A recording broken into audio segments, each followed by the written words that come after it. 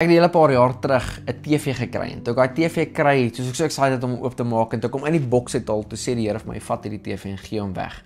My moedsak in my skoene, ek bære die TV net so in die boks en ek vra Here, waartoe moet ek hom vat? Vat hierdie TV na persoon X toe.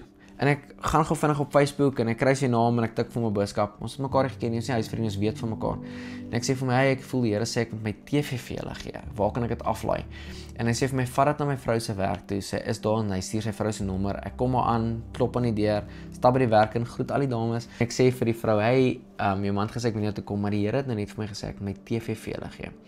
En die vrou het onmiddellik begin huil. En ek sê, hey, wat's fout? En sy sê toe, hoorie, hierdie maand moes ons TV verkoop het, net om kos op die tafel te sit. En my seentjie, ek en hy is baie jong gewees, soos 'n jaar of so oud gewees, en hy love TV kyk, en hy kan nie meer TV kyk, en ek is soos, hoorie man, die Here het nou net vir julle TV voorsien, ek vat hierdie TV, gee dit vir haar, en ek het net R200 gehad, en dit was in my sak gewees, en ek haal die R200 uit, en ek gee vir haar, en ek sê vir haar, hoorie, bless jou, koop julle kos, ek so dankbaar dat hierdie nou gebeur het. Yes, hierdie is incredible. Nou stap ek terug huis toe, ek so excited. Weet die Bybel sê, it's more blessed to give than to receive.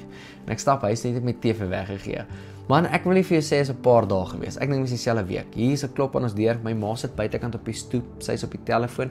Ek stap uit. Hier staan 'n ou voor die deur. Nee, die een het gesê ek moet hierdie TV na huis toe bring. 'n Ma se TV, net so 'n stuk TV, nee, groter as die een wat ek gehad het, met 'n boks wat vol Bybels is en DVD's, Bybel DVD's en 'n DVD player met 'n surround sound.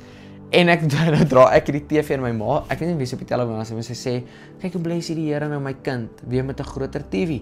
En dan stap ek en ek dink myself, weet jy, twee goed het gebeur. Die woord van God se waar. Hy sê net wat jy saai, kan jy maai. As jy nooit saai nie, gaan jy nooit maai nie. Dis nommer 1. Ek het geoes want ek het gesaai. Dis nommer 1. Nommer 2 is my saad wat ek gesaai het, was letterlik die antwoord op Hanna se gebed. My gehoorsaamheid was die antwoord van 'n familie se gebed. En hoeveel keer is daar iets wat die Here op ons hart lê om te doen en dan doen ons dit nie. En al wat jy doen en ek doen wanneer ons dit nie doen nie, is ons weerhou die antwoord van een persoon se gebed by hulle weg. Ek het al hoeveel keer gewonder dat as ouens uit religious duty of uit obligation uit hulle tiendes vir 'n kerk gee, nou is niks waarom jy om hulle tiendes vir 'n kerk te gee nie.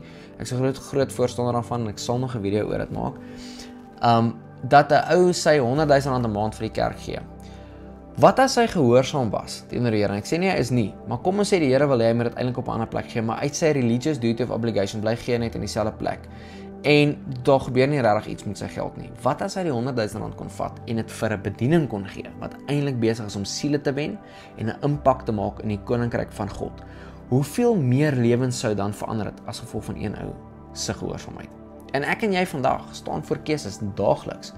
Wat ons verby mense stap wat iets nodig het, of ons is in gebed, of ons het iets by die huis wat ons nie gebruik nie en ons hou vas aan dit. Dat ons in 'n posisie moet kom dat om te hoor wat sê die Here. As die Here sê saai jou TV, saai hom. Ek onthou eendag om Daru De Wet sê vir my, hy sê die Here sê eendag vir my met sy kar saai. Toe sê Here, maar dis al wat ek het. Toe sê die Here, maar dis al wat ek jou gevra het. En die realiteit is, in die Ou Testament het jou tiendes aan God behoort, en die Nuwe Testament behoort alles aan hom. As die Here vandag vir jou sê maak leeg, dan maak jy leeg.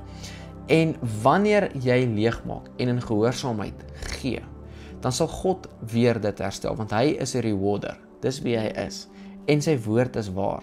En jy gee dalk vandag nou jou TV-kie weg. God wil iets groters vir jou hê, maar hy moet spasie maak. Daar moet spasie kom in jou rekening of in jou huis vir die groter ding wat God wil gee. Ek het al 'n keer my rekening leeg gemaak. Dan sê ek, Here, ek saai nou alles want ek maak spasie vir die meer wat U vir my wil hê.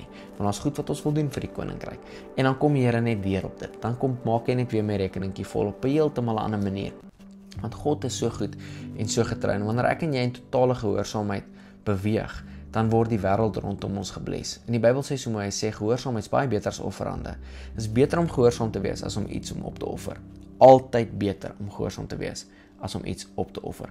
Vader, ek dank U in die naam van Jesus vandag dat U met ons wil praat vir goed in ons lewens wat ons dalk moet saai. Waar ons dit moet saai. Dat ons op goeie grond sal saai wat goeie oeste kan opbring. Maar nie net dit, Here, dat ons in gehoorsaamheid vorentoe kan beweeg en kan gee wat U op ons hart lê. En dat U 'n blymoedige gewer liefhet.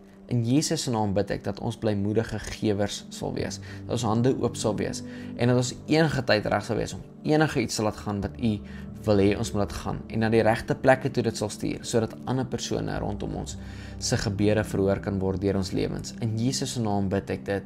Amen.